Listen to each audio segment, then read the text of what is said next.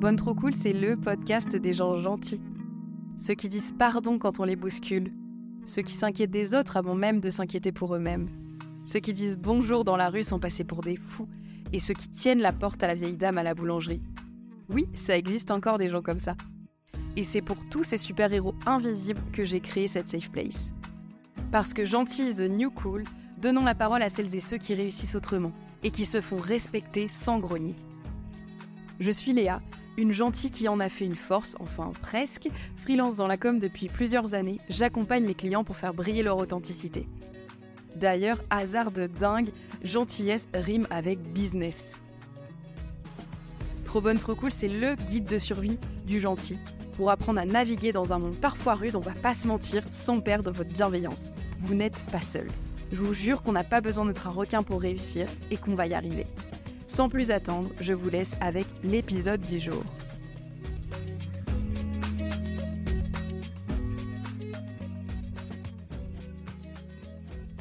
Bonjour à toutes et bonjour à tous et bienvenue dans un nouvel épisode de Trop bonne, trop cool. Aujourd'hui, je suis un petit peu malade, mais c'est pas grave, vous allez m'entendre parler du nez, mais je suis pas moins motivée parce que je reçois un invité que je trouve passionnant et j'avais hâte de discuter avec lui de gentillesse. Bonjour Julien.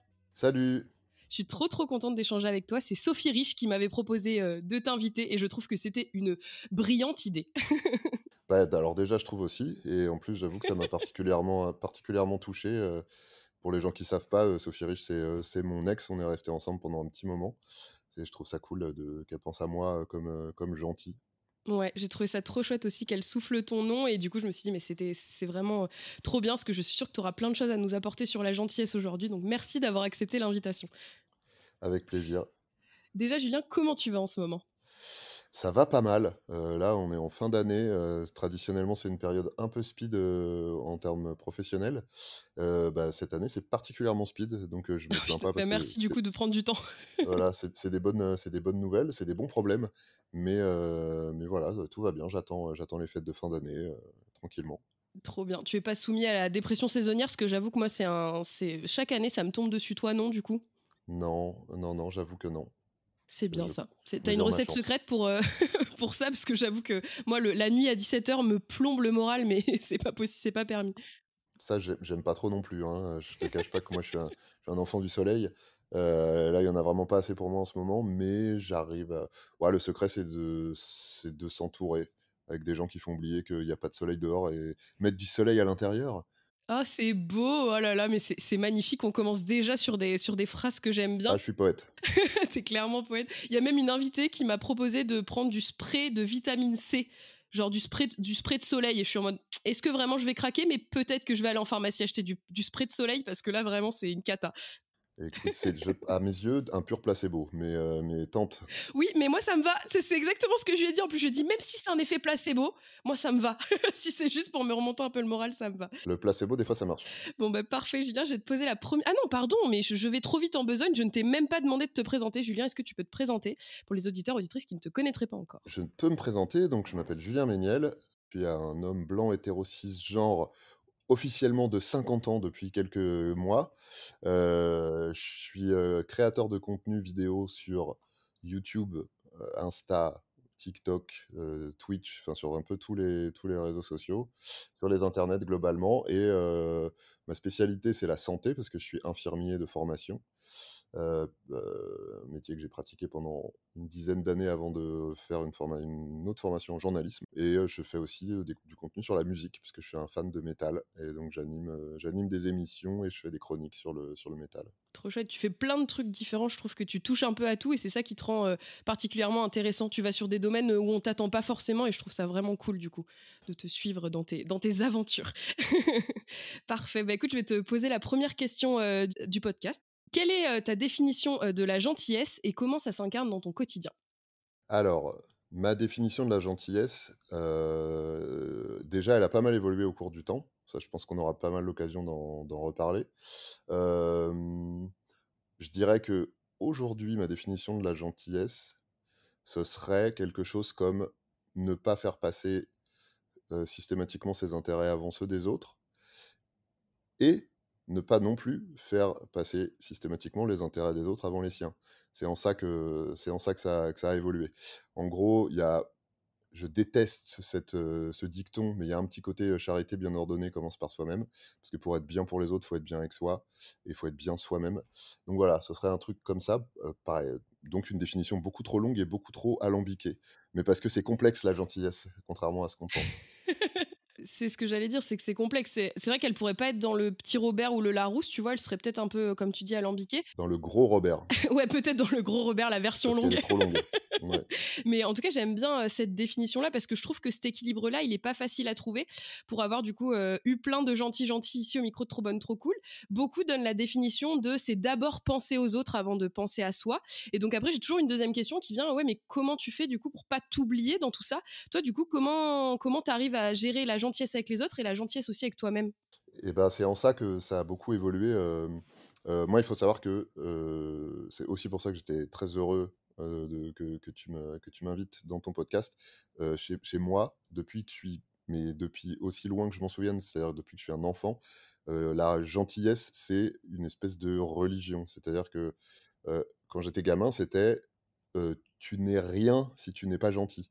Il faut être gentil. Globalement, il faut, être bien, il faut faire les choses bien, donc c'est aussi bien à l'école que à la maison et cetera, mais principalement avec les autres gens. Donc c'était vraiment j'avais ce côté, je sais pas trop d'où ça vient, enfin j'ai des pistes, mais en tout cas, j'avais vraiment ce truc de: «Il faut impérativement être gentil». Donc je me suis appliqué à tenter de l'être, parce que voilà, sans prétention après, est-ce qu'on y arrive? On sait pas, mais en tout cas, j'ai vraiment tenté d'être le plus gentil possible, tant que j'étais gamin. Et puis évidemment, un jour, quand je suis arrivé à jeune adulte, bah, je me suis rendu compte que c'était cool d'être gentil, mais que, parfois, c'était surtout cool pour les autres et pas tellement pour soi. Et j'ai eu ce truc de, en gros, hein, j'imagine que tous tes invités, te racontent ça, mais ce truc de l'impression, qu'on te prenait un peu pour quantité négligeable parce que ta gentillesse, elle est acquise, donc de toute façon, il y a pas besoin de faire d'efforts avec lui, il est gentil, il va comprendre. Le fait qu'en retour, les gens sont pas gentils avec les gentils, les gens sont gentils avec les gens qui craignent. Les gens sont gentils par peur des représailles ou en disant: «Ah lui, il est pas commode, on va» enfin, c'est pas si conscient que ça, mais en tout cas, il y a ce truc-là de on n'est pas gentil avec les gentils. Ouais, c'est un biais en tout cas de l'humain. Plus t'es gentil, plus on en abusera. Enfin, moi, j'ai eu aussi ce constat-là, ouais. Et ce truc aussi de, si tu es gentil tout le temps, on finit par plus le remarquer. Alors que quelqu'un qui est vraiment pas très aimable, 90 du temps, les 10 où cette personne l'est, tout le monde est là: «Oh dis donc, trop sympa et tout» et Putain, tu il est dis trop sympa. et moi Ouais. et moi je me crève la paillasse tous les jours depuis 10 ans, mais personne me dit rien. Bon, donc j'ai eu un peu cette Petit espèce sentiment d'injustice. On sent là un petit sentiment bah, d'injustice. voilà et qui pense je pense est assez, global chez les gentils et les gentils. Et du coup, j'ai réagi pas très bah, tu sais, l'injustice, c'est quand même un truc qui rend pas forcément, très intelligent. Et du coup, je me suis dit: «Bon, bah, il y en a marre d'être gentil», tu vois? Je vois bien le nom de ton podcast, de à quoi il fait référence. Bah, il y a eu ce truc un peu de: «Ah OK, bah, trop bon, trop con, bah, j'en ai marre d'être con, donc je vais arrêter d'être gentil, quoi».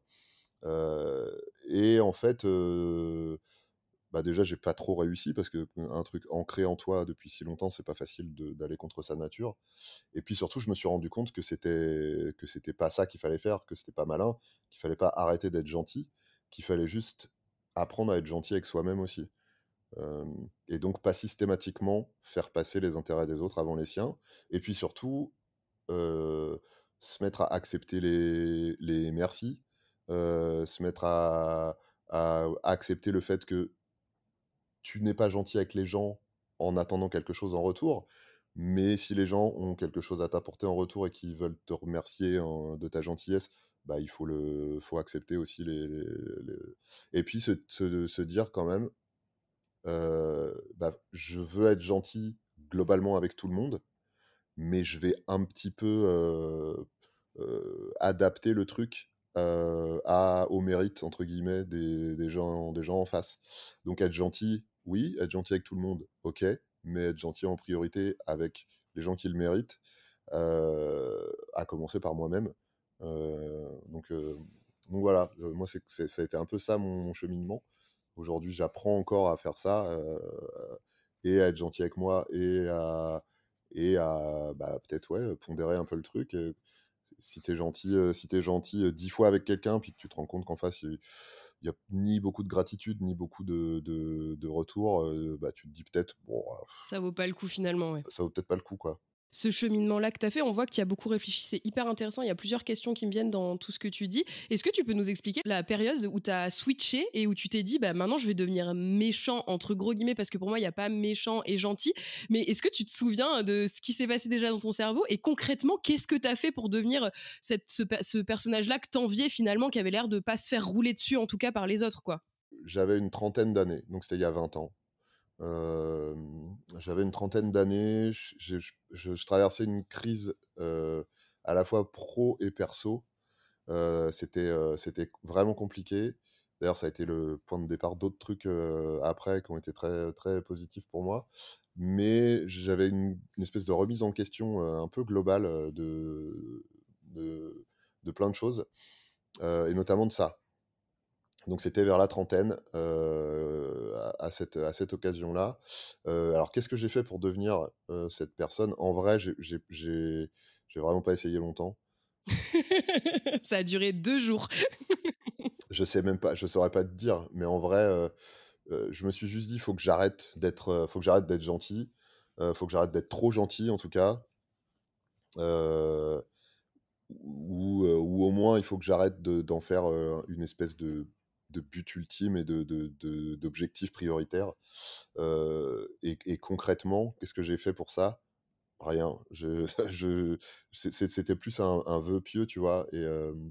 J'ai pas si après j'avoue, j'ai tenté un peu l'égoïsme, tu vois? Ouais, oui, c'est ce que j'allais dire. En général, ça passe par là et du coup, il y a des phases où on essaye d'être un peu con et au final, ça nous rattrape vite parce que ça coûte trop à nos valeurs, en fait. C'est des choses où c'est tellement pas naturel que tu te reconnais plus au bout d'un moment, quoi. Ouais, ouais, c'est ça. Après j'aurais pas d'exemple concret, mais juste, ouais, dans mon quotidien, me dire, heu, effectivement pas devenir méchant parce que pour moi, l'antagonisme, gentil méchant, il est factice.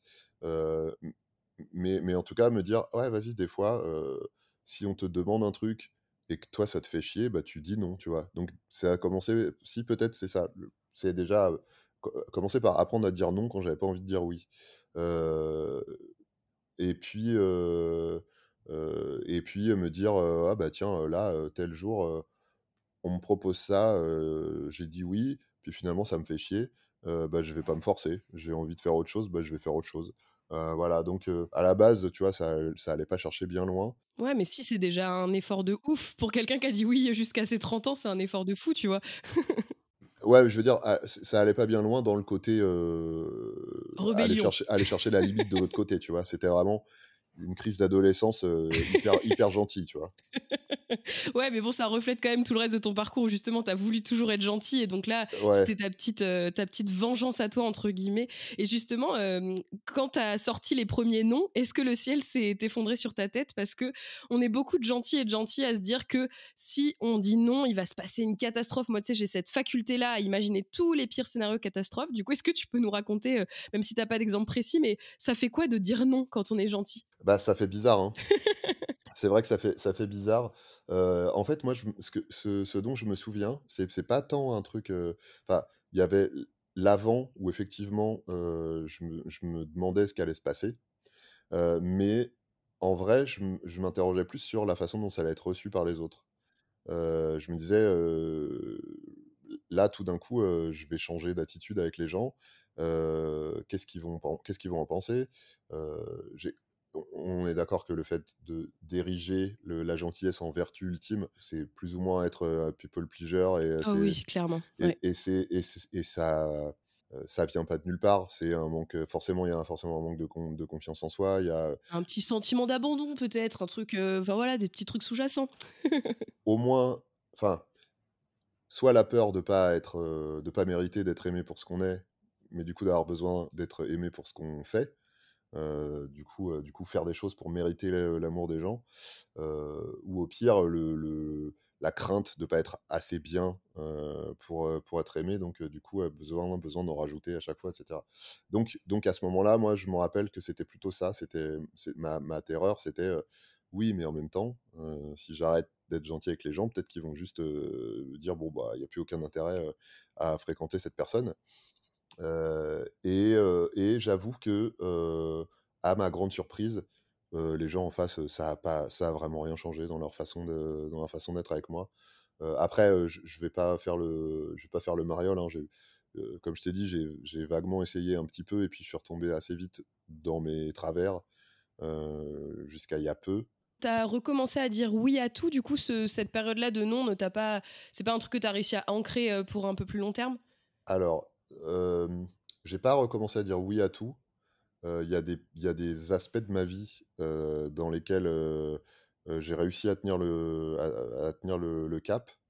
Mais il y a d'autres aspects de ma vie et notamment dans les relations amoureuses où, je savais pas dire non, je savais pas mettre de limites, je savais pas, j'étais trop, hein, et j'ai une ex, c'est pas Sophie en l'occurrence, mais, qui m'a dit: «Bah oui, c'était trop». Enfin, elle me l'a dit après coup.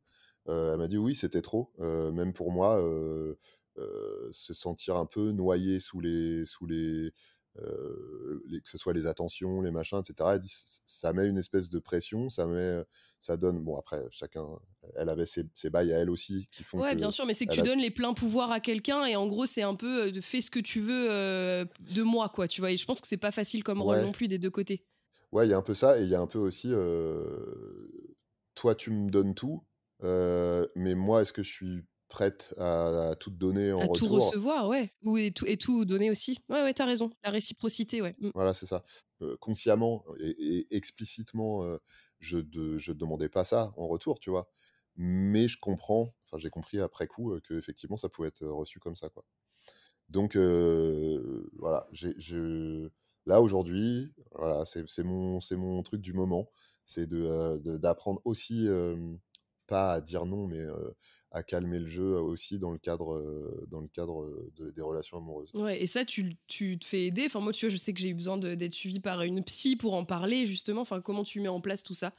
Ouais, ouais, ouais, moi j'ai vu des psys, globalement, depuis mon adolescence, je vois des psys, par période. Je peux pas dire que je vois une psy Ouais, depuis, moi, je suis pareil. Mm.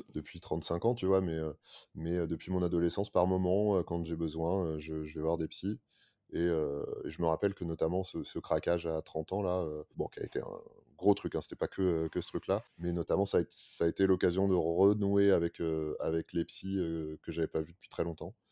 Heu et là depuis, bah, ouais, par période. Là, j'en ai vu une, jusqu'à il y a pas longtemps, là, j'y vais plus, et puis si j'ai besoin, j'y retournerai. Mais oui, oui, bien sûr, évidemment, je me suis fait aider et par des psys et par, des gens de mon entourage et des discussions, tout le monde a des trucs à dire sur la gentillesse, c'est assez marrant. T'arrives à justement, à, quand ça va moins bien et tout ça, en parler à ton entourage, à communiquer sur ce que tu ressens et tout ça? C'est des choses où t'as toujours été à l'aise? Oui, après évidemment ça dépend des gens. Heu j'ai 2 enfants. Avec eux, j'ai aucun mal à parler de tout ça, tu vois? Bah, dire quand ça va pas, poser mes propres limites, ils sont grands, hein, ils ont, 19 et 23 ans, donc c'est des adultes. Mais même quand ils étaient petits, j'avais pas de mal à parler de tout ça avec eux. Ma copine actuelle, on est ensemble depuis, 2 ans et demi maintenant, pareil, j'ai pas du tout de problème à parler de tout ça avec elle. J'ai plus mes parents, mais à l'époque où ils étaient en vie, c'était pas forcément très facile de parler de ça avec eux. Ouais, c'était pas des choses qu'on faisait dans votre famille, peut-être, de s'épandre sur ses sentiments et tout ça? Non, je peux pas dire ça. Non, non, le blocage venait de moi, mais j'arrive D'accord, OK. pas trop à savoir pourquoi. Ma mère avait fait des études de psycho, elle était super ouverte, à tout un tas de Ah oui! trucs, avec mon père, ça pouvait être plus complexe, mais non, non, c'était juste, j'avais du mal à je pense que c'était un peu le côté, faut être parfait, et du coup, si tu avoues à tes parents qu'il y a un truc qui va pas, c'est que tu pas parfait, tu vois? Ah ouais, je vois. OK. Mmh. Bon après ça a l'air Ouais, c'est je me intéressant rends comme, compte que peut-être ça a l'air extrêmement prétentieux ce que je dis depuis tout à l'heure. ah non, du tout! Je prétends pas y arriver à chaque fois, vraiment du tout, hein. Je dis que c'était depuis que je suis gamin, dans ma tête, si tu pas parfait, tu nul, donc j'essaye de l'être. J'y arrive pas, soyons clairs, j'y arrive pas du tout et peut-être qu'il y a plein de gens qui me trouvent pas du tout gentil, hein, j'en sais rien. Mais voilà, je Mais on s'en fiche, on n'est pas là du tout. Enfin, je me suis aussi beaucoup décomplexée avec ça. C'est pas parce que les gens viennent dans Trop Bonne Trop Cool que j'atteste qu'on est les gentils parfaits, tu vois ce que je veux dire. C'est juste, on vient de débattre de la gentillesse et justement de la façon dont on est imparfait dans notre gentillesse et que c'est pas tout blanc, c'est pas parce qu'on est gentil toute sa vie, on a tous ces phases. Moi, si tu veux que je te partage un peu, j'ai harcelé des enfants au collège parce que je me faisais harceler et du coup, j'ai retourné ma veste. Et donc, pendant 1 an à peu près, j'ai été une boulie parce que pour sauver ma peau. Donc tu vois, la gentillesse n'est pas linéaire et on l'utilise un peu aussi comme on peut et ouais, vraiment comme on peut. Donc t'inquiète, tu ne fais pas du tout prétentieux si ça peut te rassurer. Non, en tout cas, c'est super intéressant. On voit que tu as vraiment beaucoup processé tout ça et c'est trop cool parce que c'est encore en mouvement. Tu vois, t'as 50 ans, tu pourrais être un peu plus, ça pourrait être plus acquis, tu vois. Et j'ai l'impression que c'est sans cesse en mouvement et que tu sais que tu as encore des choses à apprendre. Enfin, tu vois, je trouve que c'est trop cool comme tu le présentes. ben, merci déjà, ça me touche, et vraiment je pense qu'en fait j'ai sans doute arrêté d'être en mouvement entre mes disons mes 20 et mes 30 ans et je me suis remis en mouvement, à l'occasion de ce gros craquage-là à 30 ans et encore plus après à mes 40, à l'époque où je me suis séparé de la mère de mes enfants. Et où je suis arrivé dans un univers, qui était, super différent de ce que je connaissais jusque-là et fréquenter des gens qui étaient très différents. Ça m'a ouvert les yeux sur plein de trucs, sur plein de questions sur lesquelles je ne m'interrogeais pas du tout, tu vois? Mhm. Notamment, tout ce qui est, le, féminisme, les questions, liées au enfin les questions LGBT, queer et cetera, c'était des trucs, j'étais assez éloigné de tout ça. En tout cas en mettant des mots dessus. Donc à 40 ans, c'est pareil, j'ai eu, remise en mouvement, remise en question de tout un tas de trucs et en vrai, je trouve que c'est hyper stimulant, Ouais, c'est clair. heu et que c'est un excellent moyen de se sentir aussi, devenir une meilleure personne, que d'être attentif à tous ces trucs, toutes ces questions que tu te poses pas parce que ça te concerne pas toi en tant Mmh, qu'individu. bien sûr. Mmh mh. Ça te concerne en tant qu'être humain, mais en tant qu'individu, tu t'es pas posé la question parce que tu y as jamais été confronté. Donc je trouve ça hyper positif et hyper agréable parce qu'on y trouve aussi on y trouve quand même aussi un sentiment, gratifiant à être gentil. Moi, tenir la porte à quelqu'un dans le métro, ça, encore une fois, quand il y a un retour en face, mais juste, je tiens la porte, la personne, galère avec ses sacs, me dit merci, un merci sincère. Moi, ça me regonfle pour la matinée, hein. Ouais, je suis vraiment d'accord. Moi, ça me fait sentir utile. Et du coup, c'est là que je me rends compte que la gentillesse, c'est un peu égoïste aussi parce que je fais ça pour sentir quelque chose. J'attends pas forcément quelque chose en retour. Mais par contre, c'est le sentiment que ça me procure que, tu sais, j'ai l'impression d'avoir vraiment sincèrement aidé quelqu'un. Et moi, j'aime ce sentiment-là d'utilité. Et je pense que du coup, on se retrouve un peu là-dessus dans le côté gentillesse, ouais, le fait d'être utile, quoi. 100 100 alors le besoin d'être utile, ça c'est pareil, c'est un truc, dès tout petit, quand il a fallu commencer à réfléchir à un métier, je savais que je voulais faire un métier où j'étais utile. Heu, mais je pense qu'il y a encore quelque part, derrière tout ça, le côté, mérité, tu vois? Parce que si t'es pas utile, bah, ça veut dire quoi utile et cetera. Ouais, puis ça donne pas de sens. T'avais besoin de sens, en tout cas. Mm. Ouais, ouais, du sens et vraiment, le côté utile aux autres, tu vois? Rendre service aussi. T'avais ce côté-là de service. Ouais. Et ce que tu disais, c'est hyper juste, quand tu disais que être gentil, c'est une forme aussi, enfin, ça a un aspect égoïste parce qu'il y a, la satisfaction que tu en tires, ne serait-ce que pour ton ego, ta faille narcissique que tu tentes de remplir avec ça. Mais pour moi, tout est égoïste. De toute façon, ça n'existe pas, on fait jamais rien par pure bonté d'âme. Tu as forcément la question, c'est: est-ce que tu fais ce que tu fais de bien vraiment intentionnellement pour ce que tu vas pouvoir en tirer de positif? Ou est-ce que tu le fais parce que tu sais que c'est bien et que c'est ça qu'il faut faire et tu acceptes les retombées positives, mais c'est pas ta motivation première. C'est ça qui fait le truc, mais forcément,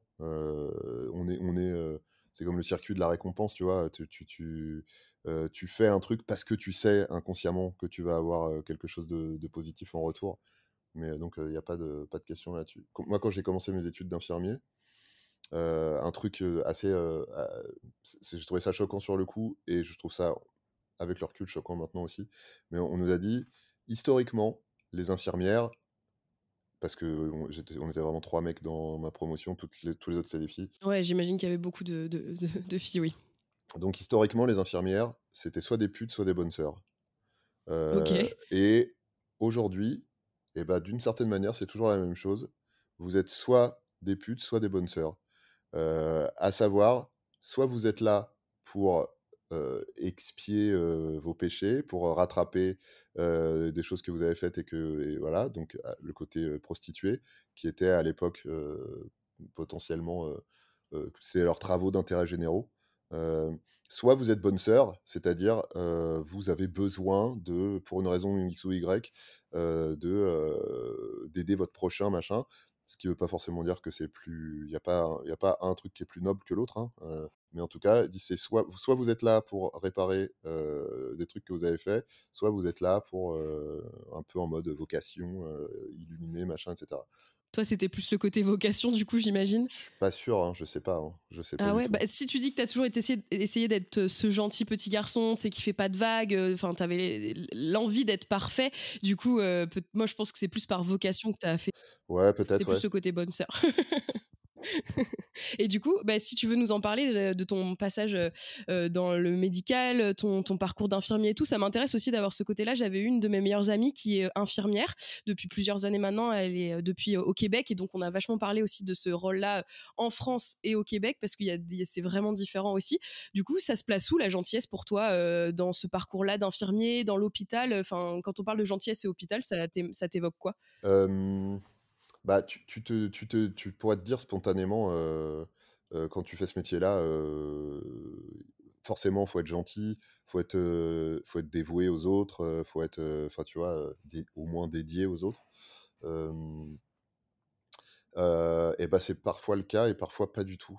Il y a des gens, pour le coup, ça revient vraiment à ce qu'on disait juste avant. Tu as des gens, tu sens vraiment qu'ils font ça pour le statut qu'ils peuvent, tirer, pour le côté, l'admiration. Là, je parle peut-être plus ouah, j'allais dire, je parle peut-être plus de médecins, mais non, même chez les infirmières et chez les infirmiers, tu as un peu ce truc-là Oui, mais en tout cas, du corps médical, il y a un côté que les gens aiment bien avoir ce statut-là de où ça les place dans la société, en tout cas, quoi. oui, ouais, c'est ça. En tout cas, dans le côté, «Ah waouh, trop bien, bravo, c'est merveilleux ce que vous faites, c'est incroyable et tout». Et qui, en fait, fondamentalement, après, tu te rends compte très vite que ces gens-là, du coup, considèrent pas forcément l'humain, en face d'eux, mais c'est plus c'est plus, des objets de soins et des façons d'accéder à cette espèce de statut, Ouais, ils déshumanisent totalement le patient et j'imagine que c'est plus ouais. comme s'il remplissait une fiche, quoi, et il passe à la suivante et ciao, quoi. C'est ça, ouais, ouais. Et tu as aussi, des gens, qui sont authentiquement gentils, authentiquement avec tous les degrés, tous les Ouais, stades et exactement. parfois aussi tous les travers que ça peut. J'ai vu des gens qui étaient objectivement des crèmes, des amours et qui étaient hyper, dévoués aux patients, au service, et cetera, et qui se flinguaient la vie et la santé parce que leur boulot, prenait beaucoup trop de place. Ouais, puis ramène tout à la maison. Cette discussion qu'on avait avec mon ami, c'est que après, t'es une éponge à tout et en fait, tu ramènes tous les tracas et les souffrances des gens chez toi, quoi. Et donc ça, je pense que ça peut vraiment être dangereux, quoi. Et dangereux et contre-productif parce que, c'est comme ce que je disais tout à l'heure en tout début avec la définition de la gentillesse, que tu peux n'être, efficace bien pour les autres que si tu es bien avec toi-même. Si tu es pas bien, enfin si ton métier te rend, mal, tu peux pas être bien. Là, je parle pas forcément de soins techniques, tu vois? Mais c'est aussi beaucoup de relations d'aide, de soins d'accompagnement, psychologique, si toi-même tu es au 46e dessous, tu peux pas aider les autres. Et si tu es Ouais, il faut trop dans avoir un la minimum de confiance en soi aussi, je pense. Enfin, alors ouais, et il faut avoir un truc qui s'appelle la distance thérapeutique. Je sais pas si ta pote, t'a parlé de ça? ouais, si, ouais. Mais en gros, c'est si tu es, comme tu disais, une éponge à tout, si tu ressens dans ta chair presque, toutes les souffrances de tes patientes et de tes patients en face, tu peux pas être efficace dans la relation de soins. Il faut être capable de se dire: «Je vais faire tout ce que je peux pour que cette personne se sente le mieux possible, mais c'est pas ma mère, c'est pas, voilà, c'est pas ma vie n'en dépend pas. Si j'échoue, j'aurais tout fait pour qu'elle soit le mieux possible, mais ça va pas détruire ma vie». Tu vois? Faut que tu réussisses à, un peu, Et ça s'apprend, on vous l'apprend durant vos études? Enfin, comment ou c'est quelque chose que tu as naturellement? non, enfin, c'est quelque chose dont on nous parle, pendant les études. Après moi, je te dis, tu as vu, ça date, hein, je suis un dinosaure, mais je sais pas ce que c'est, je sais pas comment ça se passe aujourd'hui. Mais je sais on nous parlait de distance thérapeutique et cetera. Après, tu te doutes bien que, c'est pas facile d'acquérir ce genre de truc-là de manière, Bah, une fois que tu es sur le terrain, j'imagine que tout s'effondre un peu, quoi. ouais, et puis apprendre ça, en théorie, c'est pas facile. Donc mais en tout cas, c'est bien de l'avoir en tête et Ouais. de te dire de temps en temps: «Waouh, attends, là, t'es trop dans la compassion, t'es trop dans la littéralement souffrir avec, là, tu vas plus être efficace, quoi». Heu, donc ouais, ça s'apprend. Toi, tu arrivais du coup à faire cette distance-là et enfin, te protéger aussi, quoi? Bah, écoute, plus ou moins, ouais, j'avais ce truc, moi j'ai toujours travaillé dans des services où je travaillais essentiellement en réanimation et au SAMU, donc c'est des trucs, c'est très aigu. Il y a vraiment une notion d'urgence vitale immédiate. Donc là, de toute façon, si tu te laisses déborder par tes émotions, tu plus capable de faire rien du tout. Quand tu arrives sur une personne en arrêt cardiaque et que tu te dis: «Là, si j'arrive pas à poser cette perfusion pour passer de l'adrénaline, cette personne va vraiment mourir dans les 2 minutes qui viennent, quoi». Donc du coup, si tu te mets cette pression et si tu es trop dans l'empathie et dans le truc de: «Ah là là, machin», bah, tu tues des gens. Donc là, t'as pas d'autre choix, mais du coup après, ça veut dire aussi, faut pouvoir débriefer ça derrière, faut pouvoir, relâcher, vider un peu ton sac, Ouais, faut avoir des sas de décompression derrière des trucs, enfin, ça doit être hyper, traumatique à vivre, même sur les premières interventions, les premiers trucs que tu as dû vivre, ça doit être, d'une violence inouïe. Enfin, tu vois, j'ai du mal à me figurer de ce que ça peut représenter. Ouais, ouais, ouais, ça peut être super violent, ouais. Ouais, ouais, et là encore, je te parle d'arrêt cardiaque, bon, souvent c'est des personnes, enfin, c'est pas exclusivement des personnes âgées, mais souvent c'est Oui, ça peut être des personnes plus mais âgées, ouais. mais Mmh. heu, mais dans des trucs, enfin, des fois, tu arrives sur des accidents de la route qui impliquent des enfants on va plomber l'ambiance de tout le monde là, attention, hein.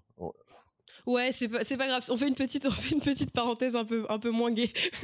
Mais ça fait partie de ta vie aussi et je trouve ça chouette que tu aies eu ce parcours-là, quoi. Tu vois, ça définit aussi qui tu es aujourd'hui, quoi. Et par contre, tu as un truc qui est dans ce genre de service-là, tu as un truc, c'est que ça resserre quand même énormément, les liens entre les soignants et les soignantes, parce que de toute façon, tu as vraiment besoin de bosser en équipe. Ça abolit un peu les histoires de hiérarchie aussi, parce que dans ces cas-là, le médecin, il peut rien faire sans l'infirmière ou l'infirmier, l'infirmière ou l'infirmier peut rien faire sans l'aide-soignant, et cetera. Donc vraiment, tout le monde a vraiment son job à faire. Et puis, bah ouais, quand tu vis des trucs super durs, après, tu as besoin d'en parler, les autres en ont besoin d'en parler, donc tu écoutes les autres t'écoutent. Ouais, donc l'effet d'équipe là pour le coup est vraiment omniprésent. Donc c'est trop chouette ça d'avoir ce côté-là aussi. Donc c'est vrai qu'il y a du coup du soutien et il y a de la gentillesse forcément derrière aussi parce que vous vous écoutez, vous comptez les uns sur les autres et tout. C'est trop chouette de pouvoir Après, voir ça. plus ou moins, c'est toujours pareil, mais globalement, voilà. Oui, mais pareil, comme d'habitude, j'imagine que c'est pas linéaire et qu'il y a des éléments un peu plus perturbateurs comme partout. Mais du coup, ces éléments-là doivent se sentir seuls parce que du coup, si c'est des gens qui sont pas dans la bienveillance et dans le soutien de l'équipe, ils doivent vite se sentir esseulés par rapport aux autres qui se soutiennent, quoi. Ouais, ouais, ouais, après, tu sais, les gens qui pensent qu'à eux, ils sont au bout d'un moment, ils s'en foutent d'être seuls du moment qu'ils ont tout ce qu'ils veulent. Ça, j'ai trop de mal à comprendre, moi. Ah bah, moi aussi, hein, mais J'ai tellement besoin des autres, moi, pour avancer, que je me dis, mais je serais incapable d'être. Tu sais, moi, j'ai vraiment créé ce podcast-là en me disant, on n'a pas besoin d'être un requin pour réussir, parce que pour moi, tu sais, le requin dans les films, genre, il est riche à la fin, mais il est seul et il meurt seul. Et moi, clairement, c'est toujours ce truc-là où je me suis dit, mais pas du tout envie de réussir ma vie au détriment de tout le reste. Et du coup, je serais incapable d'être dans ce rôle-là. Franchement, ça m'irait pas du tout. j'entends bien. Moi, c'est pareil, ouais. Je préfère finir entourée de mes proches et pas un sou dans les poches. Franchement, là, pareil, je trouve que le principe de réussite aujourd'hui, quand on parle de réussite, c'est forcément par l'argent. Et moi, j'ai essayé de déconstruire ça au fil des années, parce que moi, tu sais, je sors d'études de com. La com, c'est quand même beaucoup de l'argent derrière. Et du coup, je me suis dit, mais moi, en fait, réussir, c'est pas forcément gagner beaucoup d'argent. Puis déjà, ça veut dire quoi, beaucoup d'argent? Pour le coup, moi qui viens d'une famille de gens, enfin, surtout d'une maman très pauvre qui gagnait à peine 1 000 € par mois, je me dis, mais moi, l'argent, c'est pas une fin en soi, tu vois. J'ai envie d'avoir assez d'argent pour pas que ce soit un problème, mais je veux pas que ce soit le but dans ma vie. Je trouve ça trop triste d'avoir ça en ligne de mire, quoi. Ouais, ouais, ouais, ouais, bah, oui, clairement. Après, moi, je veux bien mourir riche et bien entouré, hein, il y a pas de souci. Les deux, ça te va bien? Si on peut choisir, je veux bien fromage et dessert. Tu plein de trucs qui s'achètent pas, comme les gens que tu as autour de toi, surtout quand, enfin, surtout vers la fin, entre guillemets. Mais tu as quand même plein de trucs que l'argent peut acheter, notamment du temps. Et pour moi, avoir plein d'argent, enfin avoir beaucoup d'argent, pour moi, c'est en avoir assez pour ce que tu à faire, quoi. Moi, j'ai pas envie de vivre dans le luxe, mais pour moi, le luxe, enfin, mon luxe à moi, c'est me dire j'ai assez d'argent pour bah, déjà saucer les gens autour de moi, à commencer par mes enfants, ma famille proche, mon amoureuse, voilà. Hem Et puis surtout, pas être obligé de compter, pas être obligé de se dire, «Ah, est-ce que je peux me permettre?» et cetera. Et puis, encore une fois, là, plus dans le domaine pro, mais dans le domaine pro, le temps, je sais pas si c'est de l'argent, mais l'argent, c'est du temps, en tout cas. Tu peux acheter du temps avec l'argent. Moi, là, si demain, je me mets à gagner 10 fois plus que ce que je gagne aujourd'hui, la première chose que je fais, c'est que je délègue mes 1000 tâches qui me prennent 5 heures par jour et qui me servent à rien. Et auquel tu prends pas du tout de plaisir en plus. Ouais, ouais, je vois. C'est ça, et pire, que d'autres gens feraient tellement mieux que moi, Beaucoup mieux. et je serais ravi de les payer pour ça, si j'avais les moyens. C'est ça le vrai luxe. C'est ça la vraie richesse. Moi, ma vraie richesse à moi, je le dis souvent ici, c'est d'aller faire les courses et de pas regarder les prix. C'est mon luxe à moi. C'est de remplir un chariot sans penser à la note finale. Parce que pour le coup, j'ai toujours l'image de ma mère qui prend quelque chose, qui regarde le prix au kilo, qui dit ah non, ça c'est trop cher et qui le remet. Enfin, vraiment, j'ai cette image-là. Donc, du coup, voilà, moi, c'est mon luxe à moi, c'est de faire des courses sans compter. Donc, je me dis, je peux me contenter de pas grand-chose, mais ne serait-ce que des bons légumes frais qui sont bio, bah voilà, ça me rend heureuse. Donc, ouais, ouais. Mais c'est vrai que c'est bien de se questionner sur tout ça, parce que je trouve que on prend pas souvent le temps de réfléchir à tout ça, notamment le truc de réussite et tout. Donc, je trouve ça cool d'en discuter avec toi. Et je reviens sur quelque chose que tu as dit il y a maintenant plusieurs minutes, sur le côté que tu t'es intéressé à tes 40 ans au féminisme, au combat LGBT queer, toutes ces choses-là qui te semblaient étrangers jusque-là. Est-ce que tu t'étais déjà posé la question de la gentillesse et le fait d'être un homme? Parce que du coup, j'ai eu beaucoup de femmes ici. Pour moi, c'était une évidence d'inviter des femmes, et j'ai commencé à me dire que moi, notamment mon mari est quelqu'un de très très très gentil, et en fait, pour moi, la gentillesse c'est sexy. Pour moi, c'est vraiment ça a été vraiment un critère dans pourquoi je suis en couple avec cet homme-là aujourd'hui.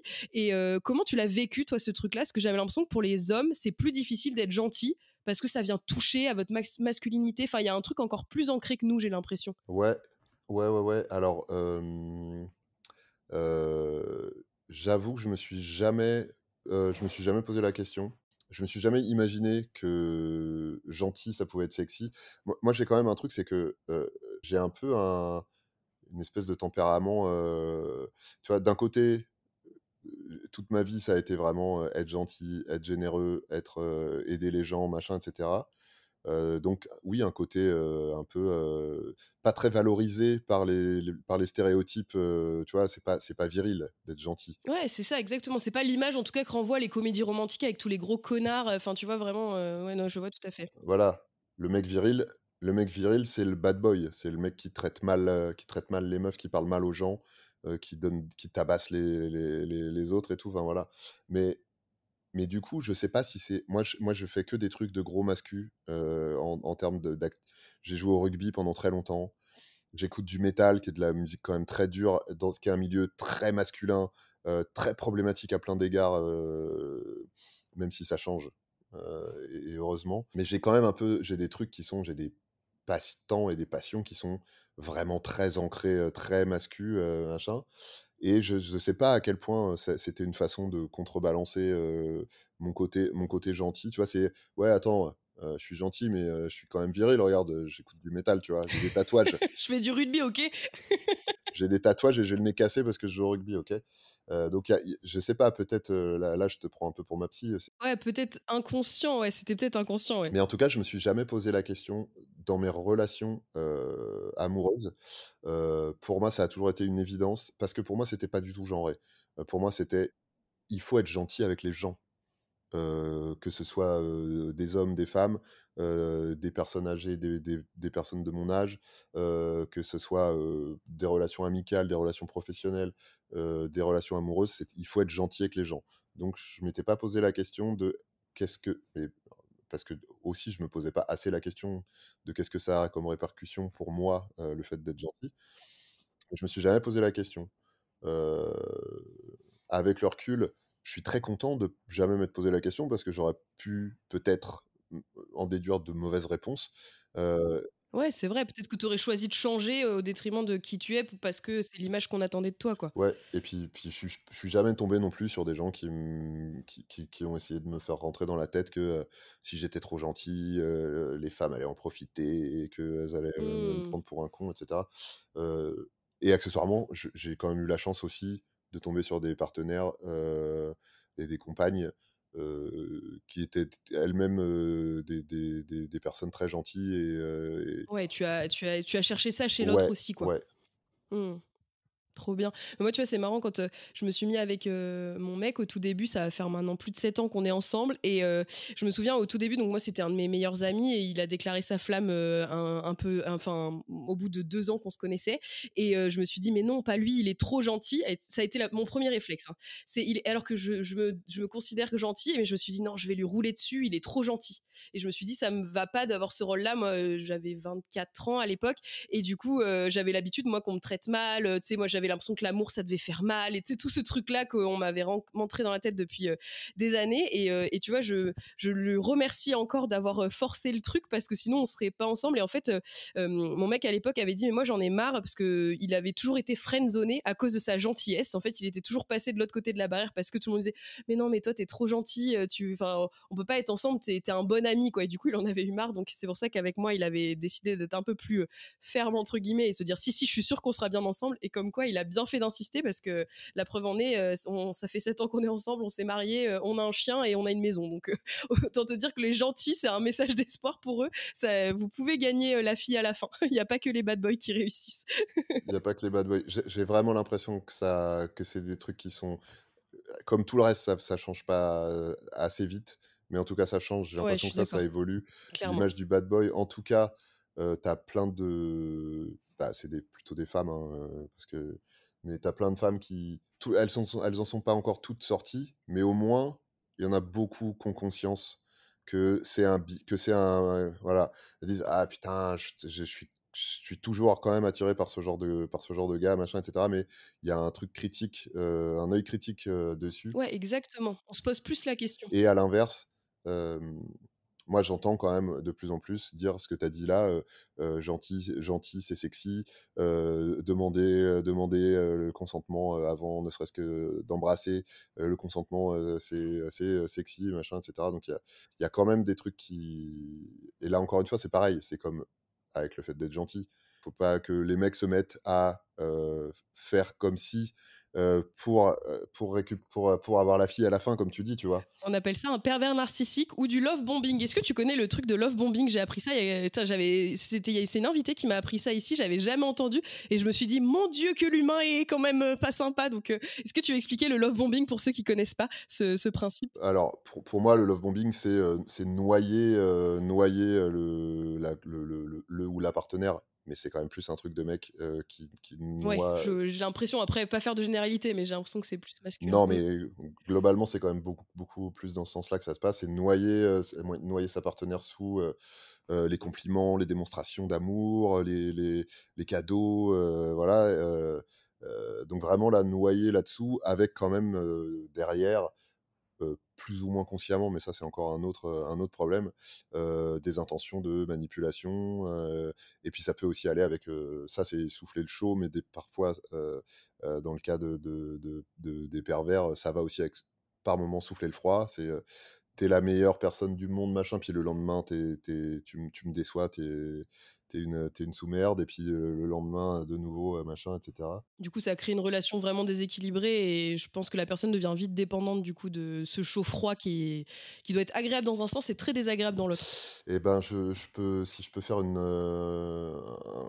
recommandation de lecture pour les Ouais, personnes carrément. qui savent pas, enfin, love bombing et relations toxiques, et cetera.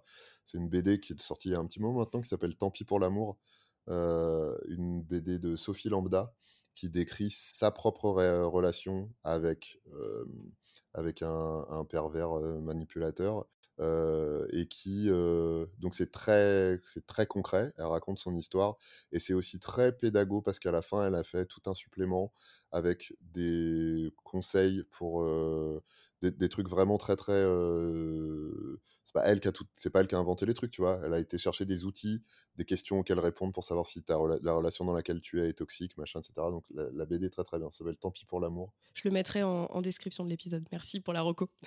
Bah, avec plaisir. Et le love bombing, moi, j'avoue que quand j'ai entendu parler de ça pour la première fois, je me suis dit: «Putain, mais c'est moi, en fait». Heu, Petite le remise en côté question. Ouais, non, mais je me rappelle en avoir parlé, à des ex, en OK. disant, Est-ce que j'ai fait ça? heu, il y a tout ce côté, alors attention, pas le côté chaud et froid, hein, mais le côté, comme je disais tout à Inondé l'heure, d'amour, quoi. Mmh. inondé d'amour, inondé de déclarations, de messages, de cadeaux, de Ouais, mais si t'as pas un dessin, tu sais, un mauvais dessin derrière, au final, c'est pas grave, enfin, je pense de le faire comme ça. Oui, oui, oui, bah, c'est ce qu'on m'a répondu, mais quand même, je pense que c'est important de garder à l'esprit, que même dans ce sens-là, parfois, abondance de bien peut nuire, et tu vois, j'en reviens à ce que disait, mon ex, que c'était trop des fois, que c'était Ouais, ça peut pourrir aussi une relation. Enfin, toi, tu l'as vécu comme ça, ouais. voilà, Mmh. trop à recevoir, trop parce que tu te sens pas capable de donner autant en retour, ou parce que t'as pas autant à donner en retour, et c'est OK.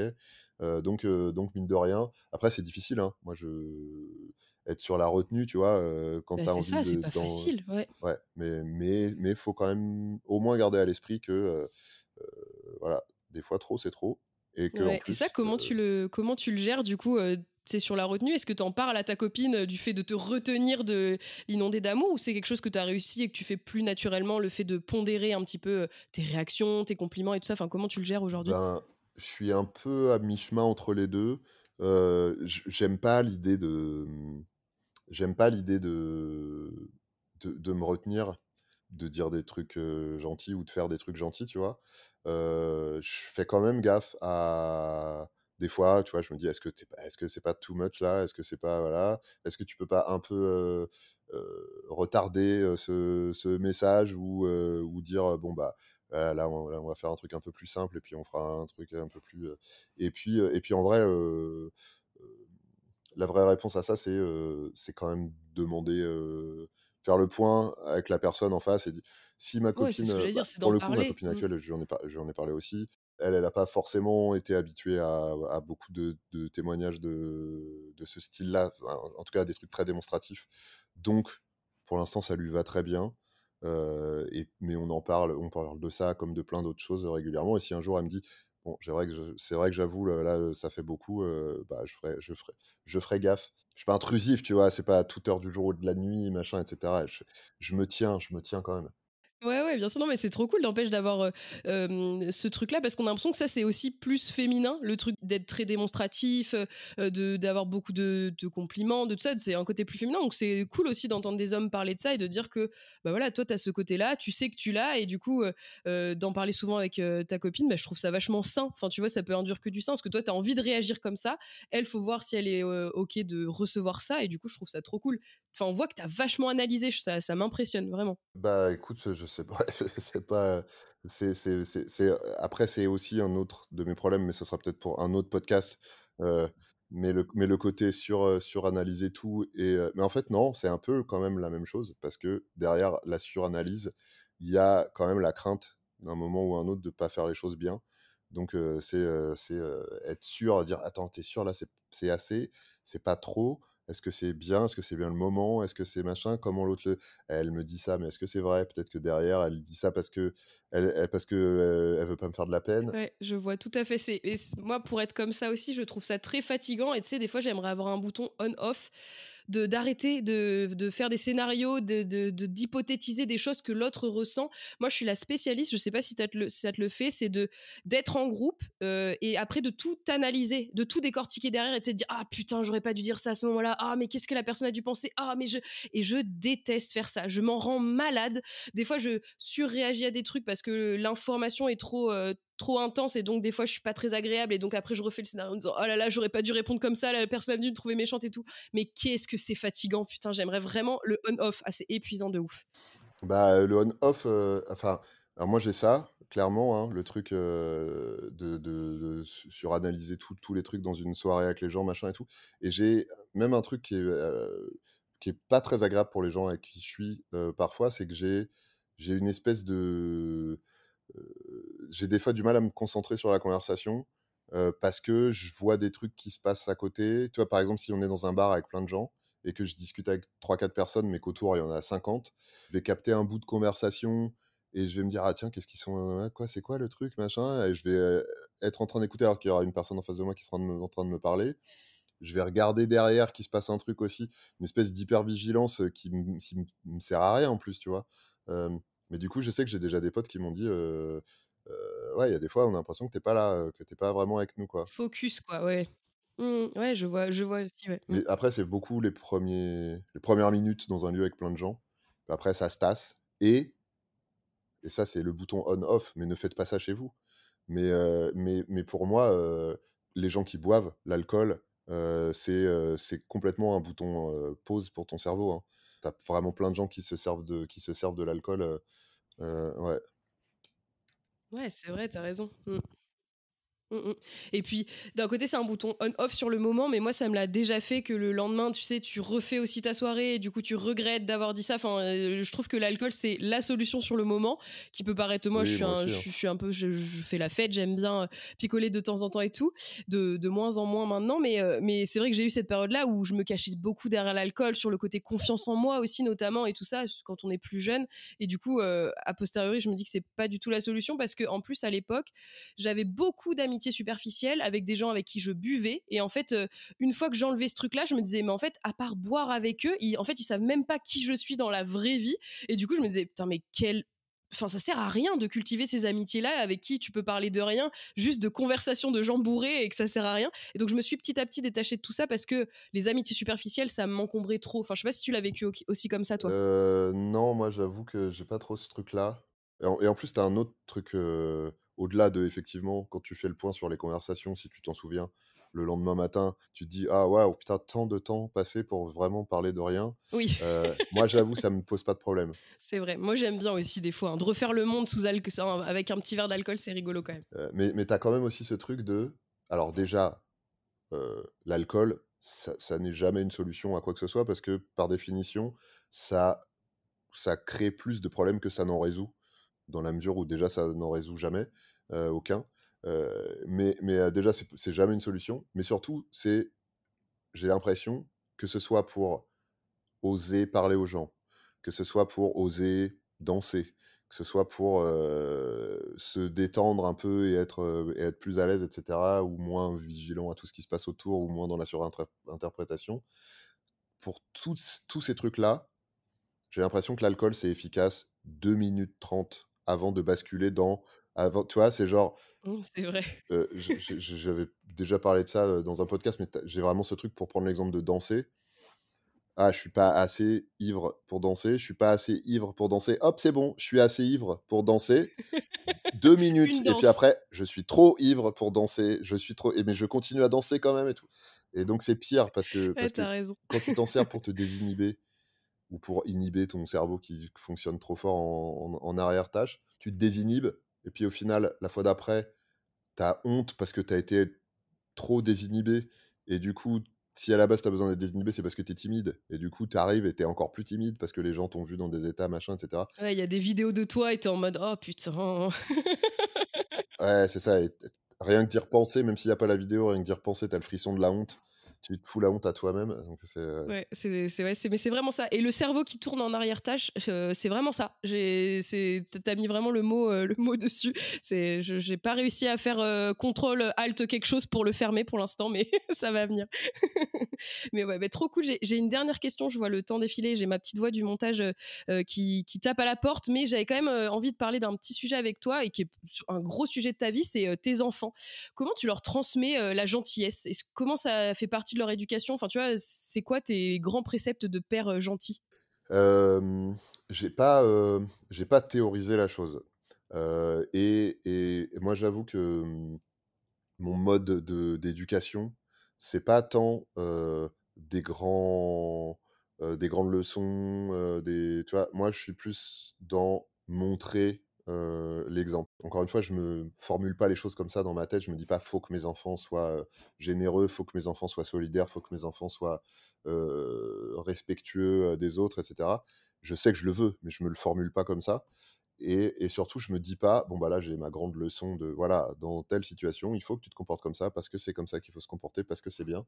Je suis plus sur le je le fais moi-même, ils me voient le faire et du coup, pour eux, ça paraît, naturel. Et évidemment, après on en parle, mais on en parle de manière, plus dans l'absolu, tu vois? Dans l'absolu, et je sais que mes enfants, typiquement, tous les 2, la solidarité, la générosité, tout c'est des valeurs qui sont hyper importantes pour eux. Grâce à leur maman aussi qui est très, très, très, très comme ça, infirmière aussi. Donc je sais qu'ils sont comme ça. Je me suis jamais dit, «Bon, il faut que je fasse des choses, il faut qu'on ait des grandes conversations, il faut que je mette, en place un plan». Je pense que pour moi, en tout cas, ma conception de l'éducation, c'est un, montre-leur comment il faut faire plutôt que de leur dire comment il faut faire. Et 2, pour moi, tu as fini ou tu as réussi l'éducation de tes enfants si tu leur as appris à ne pas avoir besoin de toi. C'est valable pour tout en fait. Ils savent, tu as réussi à leur apprendre à faire du vélo quand ils ont plus besoin ni des petites roulettes ni que tu les tiennes derrière, et bah, c'est pareil pour la vie. Ça veut pas dire que tu te détaches et que tu te désintéresses de leur Oui, sort. tu es toujours là, ils savent qu'ils peuvent compter sur toi, mais en tout cas, ils ont pas besoin de t'appeler à chaque instant, quoi. Il faut qu'ils sachent que tu es là à tout moment. Mais l'idée, c'est voilà, c'est difficile, hein. Apprendre à tes enfants à se passer de toi, c'est compliqué. C'est marrant parce que j'ai été faire une rando avec mon père au mois de septembre pour ses 60 ans et mes 30 ans. Et du coup, je lui ai offert ça en cadeau et tout. Donc, c'était un moment assez intime entre nous deux. On n'avait jamais passé autant de temps que tous les deux. Ça n'était jamais arrivé en 30 ans de vie. Et du coup, et c'est marrant, il m'a donné exactement la même phrase un peu que toi. Il m'a dit le jour où je sais que j'ai bien fait mon boulot avec ta sœur et toi, c'est le jour où vous me dites quelque chose. Je sais que c'est un mauvais choix, mais je vais rien vous dire parce que il faut que je me retienne et que vous fassiez vos armes et tout ça. Et donc, il me donnait un exemple un peu à la con quand ma sœur a déménagé à Paris, qu'elle a voulu être dans une chambre de bonne dans le 8e. Mon père a dit, mais c'était la pire connerie parce qu'elle est dans un quartier beaucoup trop cher, elle paye beaucoup trop cher son loyer, mais ma sœur avait envie d'être parisienne pure souche, quoi. Et donc, mon père a dit, j'ai rien dit. Et au bout de 2-3 ans, ta sœur a déménagé parce qu'elle manquait de soleil et tout. Et donc, il dit, mon père, c'est ça l'éducation, c'est savoir se taire quand on demande pas ton avis, mais par contre, si on te sollicite et qu'on sent que ton enfant a besoin d'aide, bah, tu vas l'aider. Et du coup, j'ai trouvé ça vachement joli et ça rejoint un peu ce que tu dis, le côté autonome, mais quand même, il n'y a pas les petites roulettes, mais tu as quand même les mains autour de l'enfant si jamais il tombe, quoi. Et ça, je pense que tu les À gardes la toute ta vie. parade, tu es à la parade, ouais. Ouais, c'est ça, exactement. Bah, trop cool. Merci beaucoup, Julien. C'était trop bien comme épisode. Je pense qu'on aurait encore pu Ah, épiloguer c'est sûr. pendant des heures. C'était hyper intéressant. Il y a même plein de questions que j'ai encore dans mon cerveau fond de tâche et que j'ai pas posé, mais c'est pas grave, on pourra faire un épisode 2. Prends un petit shot et ça ira mieux. C'est ça, je vais sortir, il est 15h38, je vais aller prendre un petit shot de gin, là, ça va me faire du bien. Non, ne faites pas ça, c'est pas un bon conseil. Ne faites pas ça. D'ailleurs, je n'ai pas dit ça, c'est une voix qui a été trafiquée par IA, qui a été rajoutée après. Oui, c'est l'IA, exactement. J'allais dire ChatGPT, mais je crois même pas que ChatGPT fait des voix. Donc c'est une IA qui fait des voix. Et qui donne des conseils terribles. Ne l'écoutez pas, c'est l'IA alcoolique. Ne l'écoutez surtout pas. C'est pas une bonne IA. Merci beaucoup, Julien. C'est l'intelligence alcoolique. Oh putain, ça serait dur ça quand même. T'imagines de parler à un mec bourré qui te donne les pires conseils de choix sur ta vie. Ouais. Genre vraiment ne l'écoutez pas. Chat, t'es bourré. Franchement, ça serait un concept aussi de podcast, ça. Tu sais, genre, il te donne les pires conseils et tu dois te dire pourquoi c'est pas bien de l'écouter. Bref. Bah, écoute, je vais te poser la dernière question de ce podcast. Est-ce que tu aurais un gentil ou une gentille que tu aimerais entendre au micro de Trop Bonne, Trop Cool? Tu peux m'en dire plusieurs parce que je sais que c'est toujours difficile d'en dire qu'un. Ouais, c'est très difficile. Je vais pas tricher, je vais te dire la première personne à qui j'ai pensé. Et après, je vais essayer de te trouver d'autres gens quand même. Tu vas comprendre pourquoi. La première personne à laquelle j'ai pensé, c'est mon frère, Adrien. Je trouve ça super intéressant parce que il peut avoir une image un peu bourrue. Il a une image publique un peu bourrue. Moi, je sais que derrière, c'est un authentique gentil. Je sais pas à quel point lui a théoriser sur la gentillesse en général et la sienne en particulier. Mais en tout cas, je suis sûr que ce serait super intéressant de l'entendre sur le sujet. Non, mais en tout cas, moi, c'est ce que je disais tout à l'heure. Hein, je tamponne pas de mon tampon de gentil, j'acte rien. Au contraire, de venir débattre de la gentillesse pour quelqu'un qui s'auto-proclame pas gentil, je trouve ça aussi hyper intéressant. Donc, grave partante pour recevoir ton frère. Donc, mon frère, ce serait le plan A, en sachant que il est gentil, mais des fois, il est aussi pudique, donc pas sûr qu'il accepte de venir en parler. Et alors, il faudrait que je te trouve, attends, je vais regarder, faut que je te trouve un plan B. Ouais, mais un plan B qui sera tout aussi gentil. Après, tu pourras me l'envoyer par message. Et puis, ce que je trouve trop cool en plus, c'est un peu l'effet que ça t'a fait quand je t'ai dit que Sophie avait soufflé ton nom. J'aime trop ce truc-là que ça procure de chaîne de la gentillesse. Tu sais, ça me fait penser un peu aux années 2000 où on s'envoyait des SMS un peu en mode envoie ce SMS à 10 personnes, sinon tu seras machin. Et j'ai l'impression de propager ce truc-là, de dire bah voilà, il y a tel invité qui t'a soufflé au micro de Trop Bonne, Trop Cool et tout. Et du coup, les gens, ça leur fait trop plaisir. Et du coup, j'ai l'impression d'être un peu le Père Noël, c'est d'annoncer une bonne nouvelle, de dire hey, tu as été gentil de l'année. Et du coup, j'aime trop ce truc-là de chaîne de la gentillesse. Donc. C'est vrai que c'est très sympa. Et ça fait vraiment, vraiment, vraiment très plaisir. Bah ouais, c'est ce que je me rends compte et du coup ça me touche toujours la réaction des gens. Donc j'ai des réactions touchées, mitigées. Il y en a même qui me disent oh là là mais moi je sais pas si je suis gentil ou gentil. Et tu sais les gens ça les stresse un peu de venir là parce qu'ils ont l'impression. La pression. Ouais exactement. Ils ont l'impression comme tu vois tu disais d'être un gentil parfait alors que pas du tout. C'est comme on disait tout à l'heure c'est tout en mouvement et tout donc trop bien. Bah écoute Adrien s'il veut venir au micro de Trop Bonne Trop Cool ça sera avec plaisir. Et puis si tu as d'autres noms à me souffler n'hésite pas à m'envoyer un petit message ça me fera bien plaisir. Je te ferai ça. Parfait. Bah, merci beaucoup Julien, c'était hyper intéressant cette discussion. Franchement, comme je disais, on aurait vraiment pu continuer des heures. Donc merci pour ton partage. Et je sais pas, on est allé sur plein de terrains différents. J'ai trouvé ça vraiment cool. Eh bah super, merci à toi. J'ai trouvé ça très chouette, ouais. Trop bien, merci beaucoup. Bah écoute, on va clore l'épisode ici. Merci aux auditeurs, auditrices qui nous auront suivis jusqu'ici. J'espère que l'épisode vous aura plu. Je vous donne rendez-vous dans une semaine pour un nouvel épisode de Trop Bonne, Trop Cool, le café, la version solo de Trop Bonne, Trop Cool. D'ici là, portez-vous bien, prenez soin de vous et je vous dis à très vite. Des bisous, salut Julien. Salut.